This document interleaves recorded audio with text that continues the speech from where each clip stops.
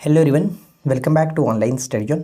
आज हम इस वीडियो में बात करने वाले हैं जीएस 1 पेपर के लिए एक्सपेक्टेड क्वेश्चंस। राम मनोहर लोहिया के सामाजिक और आर्थिक विचार की व्याख्या करना है। ठीक है, किसके बारे में? तो राम मनोहर लोहिया के सामाजिक और आर्थिक क्या विचार थे उसके बारे में हम लोग इस वीडियो में देखने वाले हैं। ठीक है, और एक चीज़ बता दूं कि इससे पहले कि आपने अगर बाकी के पार्ट्स को नहीं देखा यानी बाकी के वीडियोस को नहीं देखा है तो आप प्लेलिस्ट चेक कर लीजिए, वहाँ पे आपको सारी वीडियो मिल जाएगी। हिस्ट्री ऑप्शनल वालों के लिए भी मैंने एक वीडियो डाला था, उसको भी आप देखिएगा। तो फिलहाल हम लोग आज जीएस 1 के बारे में देखने वाले हैं और बिल्कुल फ्री और अच्छे तरीके से हम लोग करा रहे हैं, क्योंकि आप यूट्यूब पे अगर सर्च करोगे तो गिने चुने ही चीज़ें आपको मिल रही हैं, जो कि एक तरह से कह सकते हैं आपके प्रिपरेशन के होगा, वरना सिर्फ और सिर्फ पेड कोर्सेज़ के बारे में बताया जा रहा। तो एक तरह से देखिए फ्रेंड्स, अगर आप बिगिनर हैं तो आप हमारे साथ जुड़ करके अपनी मतलब मेंस की प्रिपरेशन कर सकते हैं स्टार्टिंग में। ठीक है, फर्स्ट टाइम है आपको तो नहीं आइडिया, तो आप हमारे साथ करिए, कोई दिक्कत नहीं है। सारी चीज़ों आपको अच्छे तरीके से बताई जा रही है, कैसे क्या कर रहे हैं। तो बिल्कुल फ्री माइंड के साथ आप हमारे साथ जुड़िए और जो आंसर राइटिंग आपको कराई जा रही है उसको बस अच्छे से समझिए और करिए। ठीक है, तो चलिए हम आज के इस टॉपिक पे बढ़ते हैं, राम मनोहर लोहिया के सामाजिक और आर्थिक विचार की व्याख्या करना। तो देखिए आंसर लिखना शुरू करते हैं। तो सबसे पहले राम मनोहर लोहिया के बारे में बात की जा रही है, तो इनके संबंध में कुछ इंट्रोडक्शन देंगे। तो राम मनोहर लोहिया का जन्म उत्तर प्रदेश के अकबरपुर में 1910 में एक मध्यवर्गीय परिवार में इनका जन्म हुआ था और बहुत ही अल्प आयु में यानी 15 वर्ष की अल्प आयु में ही उन्हें उच्चतर अध्ययन के लिए जर्मनी भेज दिया गया था। तो यहाँ पे हमने एक छोटा सा इनके बारे में बताया कि इनका जन्म कहाँ पे हुआ था। उत्तर प्रदेश के अकबरपुर में 1910 में हुआ था और एक मध्यम परिवार से बिलोंग करते थे, जिनको बहुत ही कम उम्र में यानी 15 वर्ष की आयु में ही उच्चतर शिक्षा के लिए, हायर एजुकेशन के लिए इनको जर्मनी भेज दिया गया था। जर्मनी भेज दिया गया था। इन्होंने बर्लिन विश्वविद्यालय से अर्थशास्त्र में, ध्यान दीजिएगा अर्थशास्त्र में, यानी कि इन्होंने इकोनॉमिक्स से पीएचडी की थी, इकोनॉमिक्स में पीएचडी की उपाधि प्राप्त की।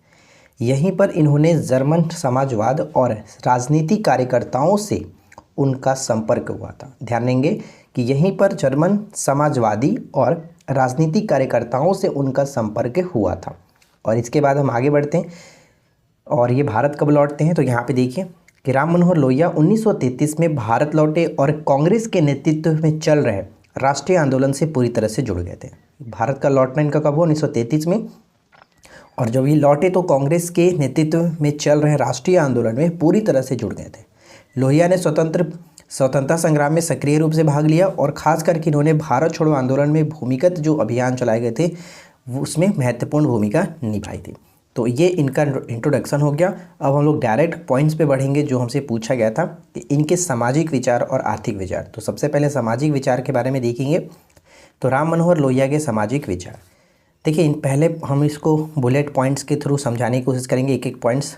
तो पहला पॉइंट्स ये है कि समाजवाद न तो संपत्ति का सिद्धांत है और ना राज्य का, बल्कि इन सबसे ऊपर ये जीवन दर्शन है। इनके अकॉर्डिंग ये मानना होता था कि समाजवाद न तो संपत्ति का सिद्धांत है और ना राज्य का, बल्कि इन सबसे ऊपर जीवन दर्शन है, जीवन दर्शन।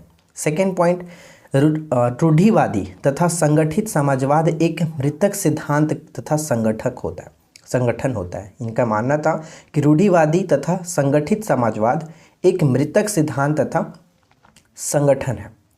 इसके बाद थर्ड पॉइंट यहाँ पे लिख सकते हैं कि ये पूंजीवाद और साम्यवाद के विरोधी थे। जो राम मनोहर लोहिया थे ये पूंजीवाद और साम्यवाद के विरोधी थे।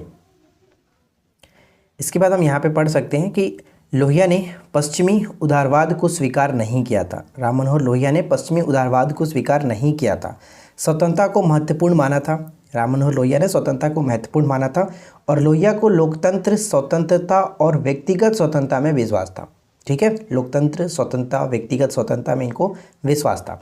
इसके बाद हम आगे लिखते हैं कि राम मनोहर लोहिया के समाजवाद का उद्देश्य वर्ग विहीन समाज की स्थापना करना था। ये सबसे इंपॉर्टेंट पॉइंट यहाँ पे हो जाता है कि इनका मतलब राम मनोहर लोहिया के समाजवाद का जो उद्देश्य था वर्ग विहीन यानी कि वर्ग विहीन समाज की स्थापना करना था, जिसमें शासन व्यवस्था विकेंद्रीकृत हो। इनके अनुसार समाजवाद पूंजीवाद से बेहतर है।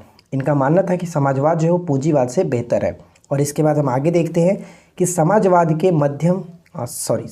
के माध्यम से न केवल वर्गों की समाप्ति चाहते थे, बल्कि उनकी समाजवादी धारणा में जाति उन्मूलन भी एक आवश्यक तत्व था।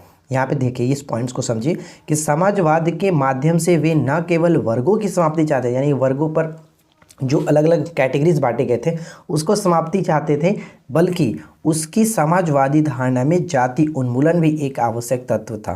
क्योंकि उनके अनुसार जहाँ जाति प्रथा के कारण शूद्र जो होते थे उनको ठोकर मारने की स्थिति हो, वहाँ समाजवाद की कल्पना नहीं की जा सकती है। ऐसा उनका मानना था, उनका ये विचार था। तो हमने यहाँ पे सामाजिक विचार के बारे में, उनके बारे में बताया। अब इसके बारे में हम आगे देखेंगे तो आर्थिक विचार है। आर्थिक विचार मैं आपको बहुत बार बता चुका हूँ कि आपको कोशिश करना है कि 400 वर्ड के आसपास लिखना है। 400 के प्लस अगर हो जाता है तो अच्छी बात है, लेकिन 450 के आसपास सिमटा देने की कोशिश करना, क्योंकि उससे ज़्यादा लिखेंगे तो टाइम टेकन होगा, और अगर इससे कम भी लिखते हैं तो थोड़ा सा पेजेस हमें कम लगेगा, यानी कि मतलब लगेगा कि यार मैंने कुछ लिखा नहीं है, इस तरह से। तो आपको कोशिश यही करना है कि 400 वर्ड्स के अंदर कवर करना है। और अगर हम इस पूरे चीज़ की बात करें जो मैंने यहाँ पे लिखा हुआ, तो ये आपका 435 से भी ज़्यादा है। तो आपको PDF जब मिलेगा तो वहाँ से आप पढ़ लेंगे तो आपको समझ में आएगा। देखिए अब बात करते हैं आर्थिक विचार। राम मनोहर लोहिया के आर्थिक विचार की बात करें तो राम मनोहर लोहिया का आर्थिक दृष्टिकोण उनकी पुस्तक सोशलिस्ट इकोनॉमी में दिया गया। कहाँ पर? सोशलिस्ट इकोनॉमी में दिया गया। इनके अनुसार समाजवादी अर्थव्यवस्था का अर्थ है कि उत्पादन के साधन राष्ट्र की संपत्ति होंगे, उनको कुछ लोगों तक ही सीमित नहीं रखना है। इसके वो विरोधी थे।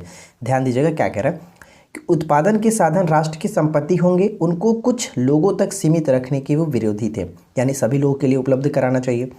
अब यहाँ पे एक और पॉइंट्स ये है कि इनका समाजीकरण करना चाहते थे, यानी जो ही चीज़ें हैं, साधन है, इसका ये समाजीकरण करना चाहते थे जिससे अधिक से अधिक लोगों का कल्याण हो सके। इनका मत था कि जहाँ तक संभव हो लघु इकाइयों और छोटे छोटे यंत्रों का उपयोग करना चाहिए। लघु स्तर पर उत्पादन का अर्थ था आर्थिक सत्ता का विकेंद्रीकरण, जिससे अधिक से अधिक लोगों को रोजगार का अवसर प्राप्त हो सके। तो इनके विचार आप देख सकते हैं कितने मतलब कूल थे, एक तरह से कह सकते हैं बहुत ही अच्छे तरीके से ये विचार रखते थे। इसके बाद हम यहाँ पे पढ़ सकते हैं कि राम मनोहर लोहिया निजी क्षेत्र में विश्वास नहीं करते थे, क्योंकि उनका मानना था कि निजी क्षेत्र द्वारा शोषण को बढ़ावा मिलता है। ध्यान देंगे, उनका निजी क्षेत्र में विश्वास नहीं करते थे, क्योंकि उनका ये मानना था कि निजी क्षेत्र द्वारा शोषण को बढ़ावा मिलता है। ये ग्रामीण अर्थव्यवस्था के सुदृढ़ीकरण के पक्ष में थे। वे देश की उन्नति के लिए कृषि के उत्थान को आवश्यक मानते थे, यानी कि देश को अगर प्रगति करना है, देश को उन्नति पर ले जाना है तो कृषि के उत्थान को आवश्यक वो मानते थे। कृषि पर आधारित अर्थव्यवस्था ग्रामीण जीवन के लिए आवश्यक है, क्योंकि उनका ये भी मानना था कि भारत के लगभग 80% लोग कृषि पर निर्भर करते हैं।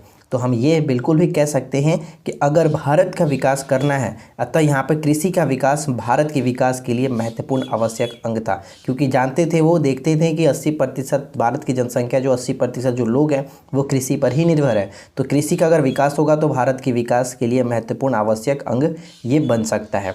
ठीक है, तो लोहिया का जो आर्थिक विकास नीति था, यानी राम मनोहर लोहिया के आर्थिक विकास नीति एक वैकल्पिक आर्थिक व्यवस्था और सामाजिक सिद्धांत की खोजी नीति है। इसका आधार छोटी मशीनें, विकेंद्रीकरण व्यवस्था और सरल जीवन शैली है। तो ये हमने यहाँ पे इनके आर्थिक विचार के बारे में बताया। अब हम इसके बारे में देखेंगे इनके निष्कर्ष, यानी कि इस पूरे चीज़ों का क्या निष्कर्ष निकलता है, क्या कंक्लूजन निकलता है, ये देखेंगे। तो निष्कर्ष में हम ये लिखेंगे, डॉक्टर राम मनोहर लोहिया व्यक्तिगत स्वतंत्रता, लोकतांत्रिक संस्थाओं और समाजवाद के प्रबल समर्थक थे। ध्यान देंगे, राम मनोहर लोहिया व्यक्तिगत स्वतंत्रता, लोकतांत्रिक संस्थाओं और समाजवाद के प्रबल समर्थक थे। वे विकसित अर्थव्यवस्थाओं से भारत जैसी अविकसित अर्थव्यवस्थाओं को किसी भी प्रकार की प्रत्यक्ष सहायता के खिलाफ थे।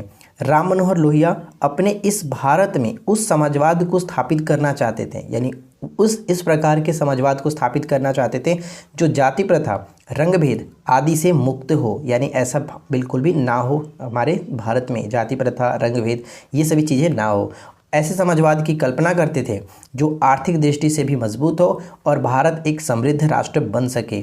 इस प्रकार की वो समाजवाद की कल्पना करते थे जो कि आर्थिक दृष्टि से भी मजबूत हो और भारत एक समृद्ध राष्ट्र भी बन सके। तो देखिए, हमने यहाँ पे राम मनोहर लोहिया के सामाजिक और आर्थिक विचारों को 400 वर्ड के आसपास, यानी कि 435 वर्ड के आसपास हमने इसको निपटाया है। और उम्मीद करते हैं कि आप लोगों को एक छोटा सा आइडिया लग गया होगा कि किस तरह से यहाँ पे इसके बारे में लिखना है, ठीक है। और फ्रेंड्स, जो लोग अच्छे तरीके से जानते हैं इसके बारे में, तो आप लोग बताइएगा कि 38 में से आप इस क्वेश्चंस के लिए कितना मार्क्स हमें देंगे, ठीक है।